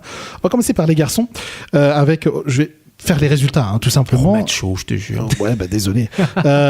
Surtout, je veux faire les filles à la fin parce qu'elles ont fait un super résultat. Les garçons, au niveau de la France, a fini 8e, ce que leur rang. Finalement, c'est leur rang, donc ce qui est très bien, ce qui est pas mal du tout.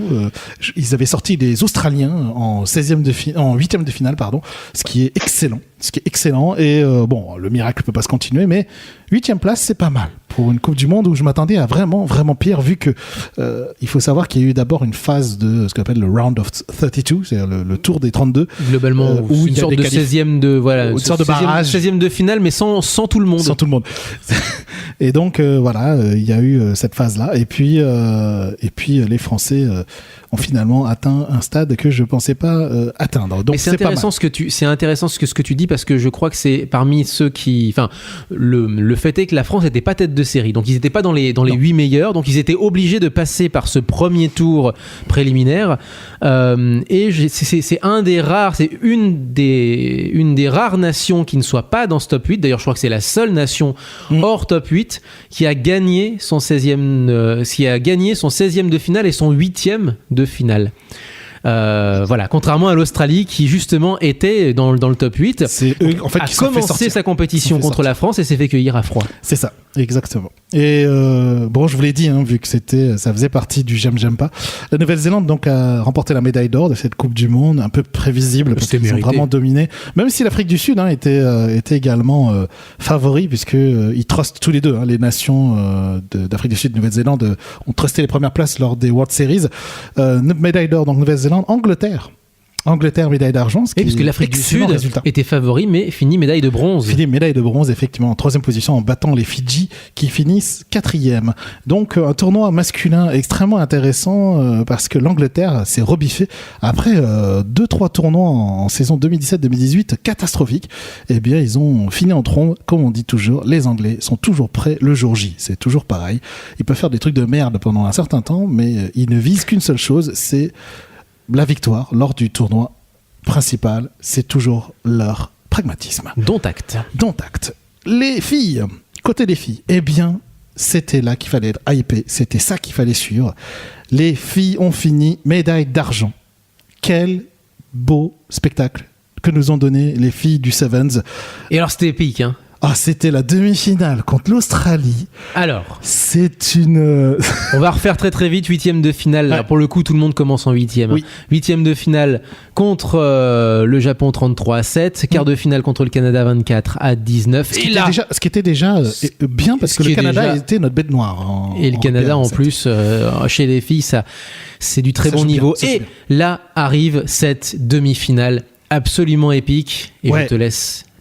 Parce que l'Australie, c'est les championnes d'il y a 2 ans. C'est-à-dire que l'Australie, comme la Nouvelle-Zélande, c'est vraiment les 2 nations les plus fortes en rugby. C'est les championnes olympiques. Féminines. Et c'est les championnes olympiques.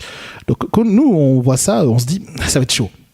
Même si les filles sont très très fortes, parce que c'est une partie de l'ossature de l'équipe de France à 15, les filles du Sevens, mais avec des ajouts. Avec des renforts. Des renforts de Sevens, de jeunes filles du Sevens Development. Qui, elles, sont véritablement formées au Sevens et qui baignent dedans. Exactement. Et incroyable. Ce match ça a été des allers-retours, ça a été beaucoup de rebondissements. L'Australie était quand même plutôt dominatrice lors de ce match. Et puis, il reste 1 minute et les 2 équipes sont à égalité. Et puis là, une séquence de jeu, mes amis, avec un débordement qui va vers la gauche et une finition incroyable. Alors, je n'ai plus le nom, je suis désolé, je n'ai plus le nom de la joueuse, je vais la retrouver tout de suite. Mais elle m'a éclaté aux yeux pendant ce tournoi et j'espère qu'on la retrouvera lors des tournois féminins de World Series, de Women World Series cette saison. Mais elle a été élue meilleure joueuse d'un sponsor, parce qu'ils ont élu des meilleures joueuses de sponsors. C'est l'Amérique. C'est ça, c'est l'Amérique. Elle le mérite grandement parce qu'elle a transpercé à gauche en faisant un raffut, un évitement de plaquage. Elle a couru comme pas possible. Incroyable. Et donc un essai dans les dernières secondes et c'était magnifique. Et les Françaises ont été heureuses. Moi aussi, j'étais heureux. Et c'était donc une finale méritée pour les Françaises qui ont affronté la Nouvelle-Zélande. Bon, là, la marche était trop haute. Je crois que le score était de 37-0 ou de 29-0. 29-0. Bon, c'était pas aussi grave, mais c'est quand même 29-0. Mais bon, je pense que les Françaises, ont vaincu une sorte de premier Everest. Le deuxième était un peu trop. Mais qu'est-ce que c'est mérité? Les Françaises, médaille d'argent. Ouais, médaille d'argent. Surtout que, encore une fois, je me répète, mais dans l'histoire de l'équipe de France féminine de Sevens, c'est très rare qu'elles arrivent au-delà de la 4e place. Il y a une sorte de plafond de verre qu'elles ont eu du mal à transpercer. Et il y a eu un tournoi cette saison où justement elles ont fini 2e du tournoi et je pense que ça a entraîné quelques déclics et du coup lors de cette Coupe du Monde, les Françaises 2e, bravo à elles. Nouvelle-Zélande en or, Australie en bronze et les États-Unis, il faut le noter. Les filles des États-Unis ont fini 4e, un très beau tournoi à domicile, mieux que les garçons en tout cas. Et donc les filles ont fini 4e, les Américaines. Voilà ce qu'il fallait retenir de cette Coupe du Monde. Grâce aux Américaines, les gens sont restés aussi un peu dans le stade parce que c'est humain, je veux dire. Après, tu supportes l'équipe du pays organisateur. En fait, quand tu en fais partie, donc tu vas voir les joueurs de ton équipe nationale. Effectivement, quand ils se font éliminer, il y a moyen d'aller voir ailleurs si tu y es et grâce aux filles ils sont restés quasiment jusqu'à la fin. Exactement. Tu voulais dire un petit mot, Ludo? Pas grand chose à dire à part félicitations aux filles dont les garçons devraient s'inspirer d'ailleurs puisqu'on en fait tout un tintamarre régulièrement en les mettant en avant d'ailleurs comme à peu près tous les sports et donc c'est une merveilleuse 2e place, c'est limite une victoire à ce niveau-là donc non, un grand bravo à elle, Anne-Cécile Siofani pour ce qui est l'impact player de la Coupe du Monde féminine. Voilà pour le Sevens. Un petit mot aussi sur le Sevens Europe féminine, puisqu'il y a eu 2 étapes. Bon bah voilà, deuxième étape a eu lieu en Russie et la première c'était en France. Eh bien c'est la Russie qui termine première parce qu'en fait la France a gagné le tournoi français avec la Russie deuxième, et là la Russie a gagné son tournoi encore, et la France a fini deuxième. Mais c'était déjà le cas l'année dernière. Oui, sauf que par la différence de points, c'est la Russie qui finit première. Et donc bon, la France a envoyé. Mais comme l'année dernière, justement. Bon après la France a envoyé sa France Sevens développement. C'était énervant à la fin. Quoi. Oui, c'est un peu énervant. Mais bon, on envoie le développement France Sevens. C'est quand même 2 fois de suite que France et Russie arrivent au même nombre de points qu'on est obligé d'aller match par match. Oui. Pour désigner un vainqueur, c'est quand même affreux, quoi. Bah oui, mais c'est comme ça. Faut une 3e épreuve, les gars. Faut une 3e épreuve. C'est dur. Un petit effort. La semaine prochaine. Ah, c'est ton coup de gueule. Sachant que les garçons finissent le week-end prochain. C'est ça. Par la dernière étape, 4e étape. Eux, ils ont carrément 4 étapes pour en découdre. Avec l'Irlande qui est archi-dominateur pour l'instant. Oui. Avec un petit trébuchage la dernière fois. Mais là, la dernière étape se déroulera à Lodz, en Pologne. Lodz. Voilà. Ok. Voilà, donc effectivement, on suivra ça. Le tournoi Sevens Europe masculine. C'était tout pour le Sevens. Est-ce que vous avez d'autres choses à dire ou on passe à 13 ? Et on passe au 13. Oui, voilà. Monsieur. Allez, jingle. We are the champions. We are the champions. Parce que vous doutez bien que c'est moi qui vais parler. Il y a quand même quelque chose. Il y a quand même quelque chose qui s'est passé. Oui. Oui. Tu vas devoir dire du bien du 13. C'est comme le loup, mais que t'arrive-t-il, Ludo ? C'est faux, c'est pareil. Je t'ai toujours dit que j'étais comme un Vitalis avec son Rémi, tu vois. Mais là, c'est plus Vitalis du 13. Là, t'es non seulement le fossoyeur et je t'enterre pour ton bien. Je suis un peu la Madame Mangin avec Sarah, tu vois. Si je lui mettais des baffes, c'est pour qu'elle progresse dans la vie. Et allez, vas-y. Allez, annonce, vas-y. J'ai envie de vous dire que le 25 août, il y a eu 2 choses capitales. La première chose capitale, c'est que c'était ma fête. Hein, voilà, donc c'était déjà ça. Et la deuxième, c'est que we are the champions. Mais oui, monsieur. Because we are the champions. Et en plus de ça, on peut le dire en anglais. Oui, qu'est-ce qui s'est passé ? Les Dragons catalans ont gagné la Challenge Cup. C'est le premier club non anglais à gagner une compétition anglaise en 13. En 116 éditions. 116 éditions. Est-ce que vous vous rendez compte ? Il y a 116 ans, même Damien n'était pas né il y a 116 ans. C'est-à-dire que... On peut dire que c'est pas Léo qui est pas né. Un peu de respect, petit con ! C'est surtout, on peut dire que c'est Léo qui était pas né. Je suis bien plus vieux. Oui, en plus, Léo est plus vieux que moi. Oui, mais c'était son anniversaire il y a pas longtemps. Ah, c'est pour ça. Et donc, effectivement, les Dragons catalans, mais ça y est, ils l'ont fait.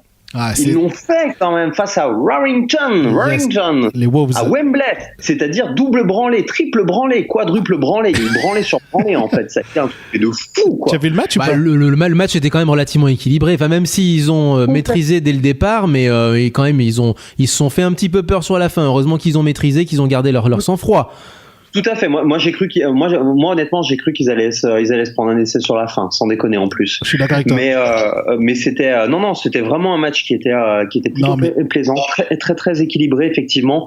Mais putain, que ça fait du bien. La Coupe d'Angleterre, les gars, des Français, la Coupe d'Angleterre, mais ça fait toujours tellement de bien, ça. C'est incroyable. Il est heureux, le Ludo. C'est comme, j'ai envie de dire, ta petite amie qui s'achète de la lingerie, tu vois, c'est toujours la même, mais ça met du piquant. Et ben là, c'est pareil, tu vois, c'est les Français qui gagnent la Coupe d'Angleterre et ça fait toujours du bien, et c'est la première fois, et c'est bon, et c'est super bon, quoi. Voilà. En tout cas, il faut quand même se rendre compte que, effectivement, la Challenge Cup, c'est une coupe de rugby à 13 d'Angleterre, où les franchises c'est même Championship et de Challenge. Non, mais tout le monde participe. Ouais, tout le monde. C'est même pas que des franchises professionnelles. Oui, c'est même carrément les clubs amateurs. C'est aussi les clubs universitaires. C'est aussi le champion d'Écosse, le champion de. Non, avant, à une époque, il y avait le champion de France, mais qui a pas duré longtemps. Ils ont essayé, mais en tout cas, tous les ans, il y a le champion d'Écosse aussi, puisque c'est compté comme une ligue mineure pour l'Angleterre. Il y a les 2 clubs gallois, effectivement, qui sont en 3e division. Enfin bref, tout le monde participe. C'est l'équivalent rugbystique de la FA Cup pour les footballeurs. C'est-à-dire que vraiment, tout le monde commence au plus bas tout le monde commence. Les plus bas commencent au plus bas de l'échelle. Et à un moment donné, on fait rentrer les clubs plus huppés. Mais de toute façon, c'est win or go home. Win or go home. Tout est possible. Et tu as raison, Ludo. Quand tu vois le match, en fait, ce qui est fort, c'est que les Dragons catalans, ils ont pris l'enjeu du match immédiatement. Ce qui est impressionnant, c'est qu'ils ont tout mis dès le début. Ils ont tout mis au départ. Et ouais, moi aussi, j'ai flippé en deuxième mi-temps. C'était super stressant. Je sais pas, et là le vidéo arbitrage, il y en avait tout le temps. Du coup, ça m'a stressé à chaque fois. Et donc, franchement, effectivement, gagner la Challenge Cup à Wembley contre les Wolves. Ouais, Ludo a raison, c'est quand même du quadruple fistage quand même là. Et puis je rajouterais même que ça y est, la fédération de 13, le nombre de licenciés va augmenter, c'est la résurrection du 13, ouais, le 13 va redevenir... Ça, je sais pas. Mais en tout cas, ça donne une aura. Je pense que ça donne une aura. Par contre, ce qui est vrai, je pense, c'est que les Dragons catalans se sont fait un nom. C'est-à-dire que... Mais alors, tout un symbole, Léo, par contre, c'est qu'en plus de ça, il y a eu un petit mot d'encouragement de la part de l'USAP. C'est beau ça, alors que les deux clubs généralement se regardent vraiment en chien de faïence, ne se parlent jamais. Il y a véritablement le schisme, visiblement tu le sens sportivement parlant à Perpignan. Et en fait, du coup, il y a eu quand même des petits mots d'encouragement d'un côté comme de l'autre, puisqu'il y a eu aussi la remontée de l'USAP, etc. Donc du coup, c'est bien, ça commence à se parler les gars, c'est bien. Voilà, c'est clair, c'est ce que j'allais dire, et pour le coup, ça aurait été très con de leur part. Ils se seraient fait mal voir en fait, plus qu'autre chose. Mais parce que c'est des trucs de club, parce que les gens à la base, voilà, ils se parlent, c'est pas ça, ils se parlent dans la rue, mais simplement au niveau des institutions, il y avait cette espèce de posture à la con, mais c'est bien, elle a sauté en à peine 2 mois, tu vois, voilà, c'est parfait. Puis il faut arrêter, c'est historique ce truc, faut pas déconner. Là. C'est historique, voilà, il y a rien d'autre à dire, c'est historique, c'est bon. Le sang bouillonnant catalan est plus fort que tout, faut pas déconner, 15-13, faut déconner. Non, on avance un peu du coup. Donc du coup en championnat ils sont en roue libre, non Ludo? C'est ça. Ils ont tout concentré là pour la finale et là. Bah ouais, mais ils ont raison. Non mais ils ont raison. Ils ont raison. Moi j'aurais fait exactement la même chose. Je suis totalement d'accord avec toi. J'aurais fait pareil. Ils sont 8e et dernier du Super 8, effectivement. Ah oui, très bien. C'est fini. C'est très bien. Et ça m'aurait même vexé qu'ils soient dans une autre place que ça. Voilà. Tiens, on va aller un petit peu en dessous, non? Allez, tour promotion-relégation. Il y a eu aussi, par contre, les Catalans sont pas les seuls, mine de rien. Et en promotion-relégation, il y a Toulouse. Toulouse s'est imposé dernièrement face à Widnes. 42-22 après s'être aussi imposé face à Halifax, 28-6. Mais mon Dieu, 2 victoires, 1 défaite. Ils sont en position au moins de jouer le match de barrage. C'est complètement fou ce truc-là. Non, mais effectivement, enfin Ludo, je sais pas si tu voulais évoquer, mais le Toulouse Olympique effectivement est en bonne position avec 2 victoires, 1 défaite. Et puis Toronto aussi, puisque c'est les deux places fortes du Championship qui ont des chances de monter. Par contre, Widnes, ça sent mauvais. Widnes, 3 défaites. Déjà dernier de la saison régulière. Là, ils vont finir. Là, ils sont pour l'instant avant-dernier du groupe de promotion-relégation. Autant Halifax, on s'attendait un peu à ce que ça soit dur pour eux. Autant les invités, autant Widnes, c'est compliqué. Ça sent la chute. Enfin, je sais pas si t'en penses, Ludo, mais moi, ça sent la chute. Ça pue. Alors, honnêtement, c'est vraiment mal barré. J'avoue que je suis en train de regarder les résultats un peu. Je sais pas combien de défaites de suite, mais. Ouais, wow, ça sent vraiment pas bon. Ouais. C'est clair et net. C'est clair et net. Et là, en plus, c'est ce qu'on disait encore. Là aussi, s'il y a encore un peu des néophytes, autant en top 14, bon, quand tu démarres plutôt mal, que tu enchaînes quelques défaites, comme le disait aussi Damien, au bout d'un moment, en fait, ce qu'il y a de plus important, c'est nos playoffs, pour employer un terme que beaucoup connaissent plus qu'autre chose, et de dire du coup on peut mettre le turbo sur les derniers matchs, les matchs clés en quelque sorte. Autant dès que tu passes sur d'autres rugby, d'autres divisions, là c'est plus du tout pareil. Tu enchaînes un certain nombre de défaites, tu t'es condamné toute la saison en fait. Tu peux pas relever la tête plus que ça. Ces équipes n'en ont pas derrière la pédale en fait. Et puis ça va super vite. Et ça va très vite. C'est un tournoi très court, donc. C'est coup près. Chaque match c'est coup près. Ouais, c'est très compliqué.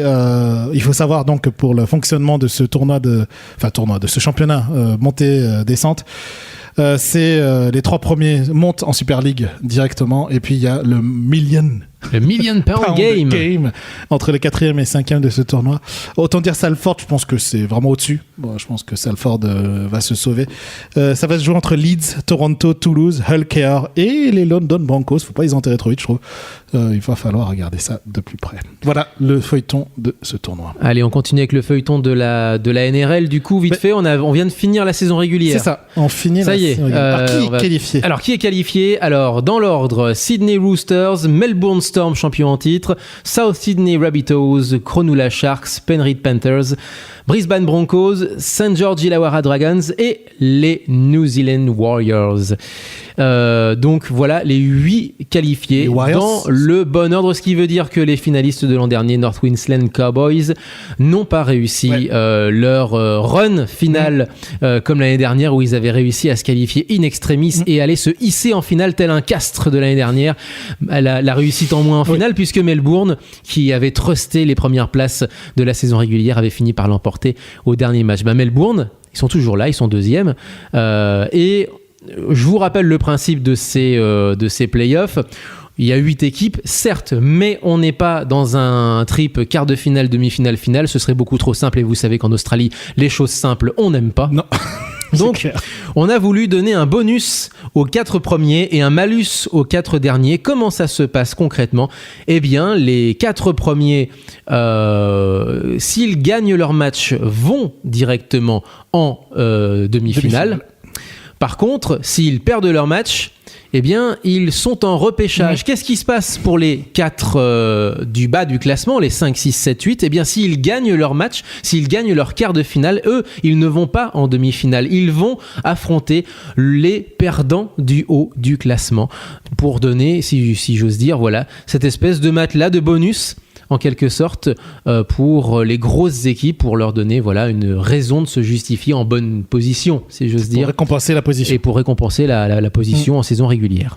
Ouais, c'est pour ça qu'il y a une finale, une grande finale. Et c'est pour ça d'ailleurs que justement les Melbourne Storm l'année dernière se sont sacrés champions en 3 matchs, là où ça. Les Queensland, les North Queensland Cowboys ont joué 4 matchs puisqu'ils ont dû se taper entre-temps un repêché, un perdant des quarts de finale du haut du classement. Exactement. Bon, tu as bien fait d'expliquer puisque c'était mon intention, ça va être ça la fin du championnat australien de rugby à 13, la NRL. Ça sera cette phase finale qui va durer un certain temps, tout le mois de septembre. À noter que pendant ces phases finales, bien, il y a le lancement de la toute première ligue féminine de rugby à 13 australienne. C'est vrai, ça. 4 équipes. Ça ressemble pour l'instant à pas grand chose, mais bon, c'est un début. C'est un début. Elles sont professionnelles en plus de ça, donc elles sont payées par la. Bien. Enfin, je veux dire, c'est des franchises NRL, donc c'est la NRL qui contrôle ces franchises-là, puisque il s'agit des équipes féminines des Brisbane Broncos, New Zealand Warriors, St George Illawarra Dragons et Sydney Roosters. Les Roosters qui, tels des coqs gaulois, jouent, bien entendu, tu l'auras compris, en bleu, blanc, rouge. En fait, en réalité, en rouge, blanc, bleu. Rouge, blanc, bleu. Voilà. C'est ce que pas j'allais non dire. plus, voilà. Mais bref. Voilà comment ça se passe effectivement. Donc il y a donc cette toute première ligue qui va voir le jour ce week-end là qui vient. Exact. Ça va être un truc à suivre le week-end prochain si j'ose dire. Mais bon, à la télé. Quelle transition. Non mais il y aura certainement pas de choses à raconter. Enfin, je veux dire, il y aura pas de diffusion télé. Hein. Non. Faut pas s'imaginer. Enfin voilà. Alors, à moins que Bein ait tout acheté, mais ça m'étonnerait. Allez, avant de suivre le week-end prochain très très vite, un petit peu d'Ovalie casqué. Faut qu'on avance. Avec la pré-saison évidemment de la NFL, puisque pour l'instant ça n'a pas encore commencé. C'est justement ce que j'allais dire. Ce qu'il faut ce week-end prochain, c'est alors le démarrage. C'est le démarrage, ça y est. Alors mais c'est le démarrage, ça dépend pour qui. Mais justement, on va en parler. C'est parfait. Allez, transition parfaite. Jingle.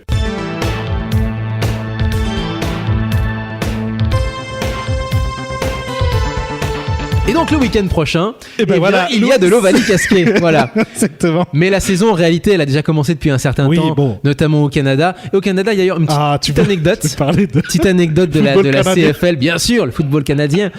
Et je crois pas. Toujours les Alouettes de Montréal dont on se moque, et à raison. Et a raison, parce que même les Québécois les appellent les moineaux. C'est pour dire. C'est affectif à la base, mais c'est surtout justifié en ce moment puisqu'ils ont quand même perdu. Je veux dire, il y a eu 8 journées. Là, ils sont à la moitié du championnat déjà eux de la saison régulière. Et sur les 8 journées, ils ont quand même perdu 6 matchs de suite. Hein, c'est une branlée totale. Mais c'était juste l'horreur. Et puis là, ils sont réveillés. 2 victoires de suite, une contre les Argonautes de Toronto, champion en titre, et composé en grande partie d'anciens joueurs de Montréal, ce qui est amusant.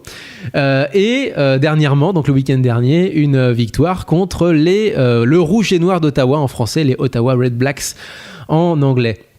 Donc 2 victoires de suite, et tu sais quoi, ça les remet presque dans la course, parce qu'en fait en réalité donc au Canada il y a 9 équipes et c'est les 6 meilleurs c'est les 6 meilleurs qui se qualifient. T'imagines, en fait il y a que 3 équipes éliminées de la saison régulière, donc en fait Montréal a encore ses chances de qualification, ce qui est complètement fou. Voilà pour la petite anecdote.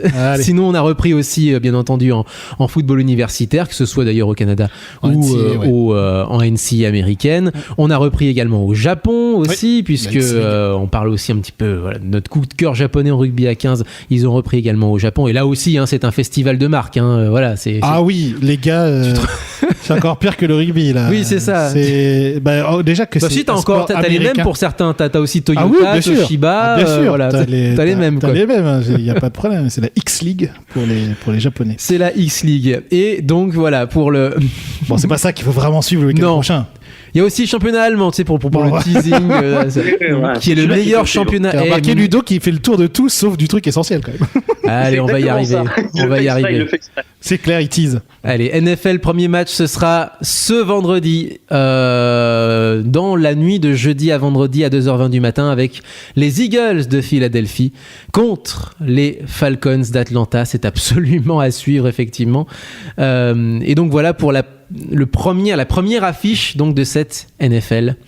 Voilà. Qu'est-ce que vous attendez de cette saison de NFL, vous les garçons, du coup? Moi, je tiens à te dire, j'ai qu'une hâte, c'est que ça reprenne. Moi, ça me manque un peu du foot US. Parce que là, je m'abreuve un peu d'MLB, de baseball et trucs comme ça, mais le foot US, il y a quand même avec la red zone, c'est quand même super bien maintenant qu'il y a ce truc-là.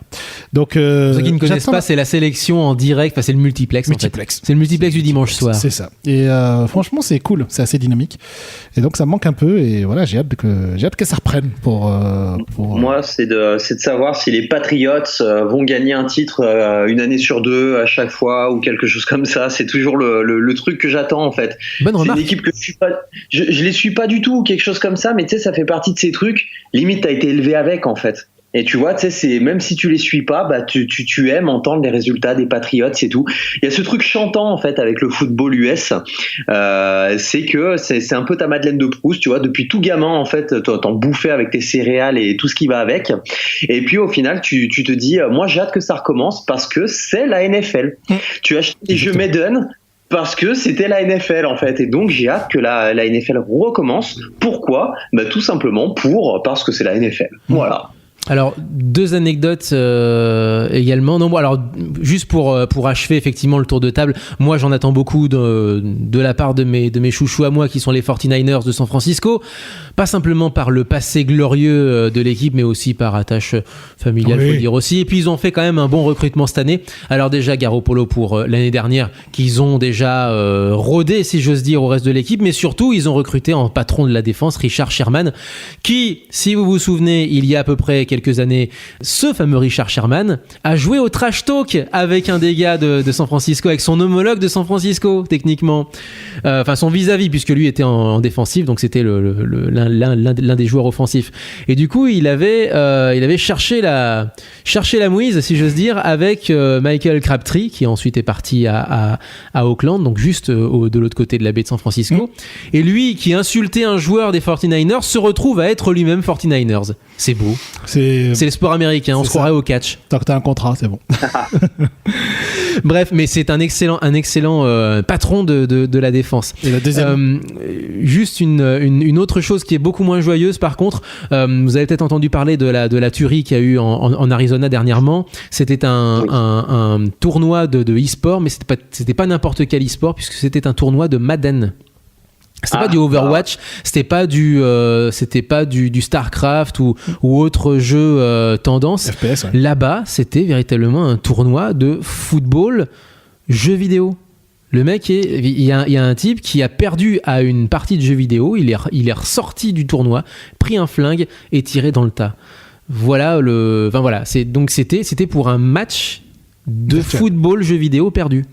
C'est fou, c'est complètement fou. Il y a des gens qui nappent ça. Je voulais juste un dernier petit point sur le foot US, notamment avec la décision forte de Nike. Alors il y a toujours un côté aussi promotionnel, on va dire, pour dire oui, nous Nike, vous voyez, on écoute, on est aussi militant, etc. Et notamment, pardonnez-moi la prononciation de son nom. Donc le choix de Kaepernick, c'est ça ? Kaepernick. Voilà. Le gars qui avait justement donc posé le genou, voilà, en signe de contestation envers Trump. Donc voilà, pour célébrer les 30 ans du slogan Just Do It. Donc voilà, nouvelle égérie de Nike. Donc voilà, moi j'ai trouvé ça quand même fort, même s'il y a une forte démarche mercantile derrière. Hein. De toute façon, les marques ne font jamais rien pour on va dire pour le bénévolat, mais c'était quand même fort. C'était quand même fort. Et voilà, très courageux et tout. Et déjà, il y a une très très grosse polémique avec des gens qui brûlent leurs affaires Nike aux États-Unis. Donc voilà. À noter une dernière chose, allez Jean, pour boucler la boucle avec Montréal, le type qui s'occupe quand même de tirer au pied les points et qui a fait quand même gagner le match contre les Argonautes grâce à son beauté, comme on dit là-bas, c'est un Français. Il est unijambiste. Non, c'est pas qu'il est unijambiste, presque, il est français. Et pas n'importe quel français, donc c'est Boris Bedet et donc bravo à lui puisque du coup c'est grâce à lui mine de rien que les moineaux sont moins des moineaux. C'est bien. Tu sais qu'avec ce que tu viens de dire quand même sur le fait que presque il est français, les gens vont déchirer leurs vêtements Damien quand même et les brûler sur heureusement que je suis pas une marque alors ça c'est va. Clair, heureusement. Allez, on va déjà parlé de Damien la malédiction aussi.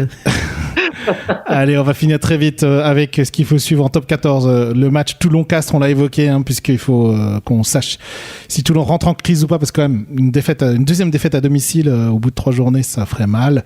Et puis un alléchant Clermont-Stade Français. Et oui, les 2 premiers qui s'affrontent ce week-end. Avantage à Clermont, probablement à domicile.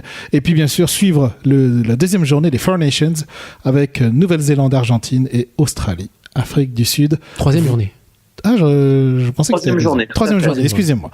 3e journée. Voilà, mes amis, c'était ce qu'il faut suivre, ce qu'il ne faut pas rater le week-end prochain. C'était une bonne grosse émission de rentrée. Merci les gars. Je vous donne rendez-vous dans 2 semaines, où il y aura certainement encore plein de trucs qui sera passé d'ici là.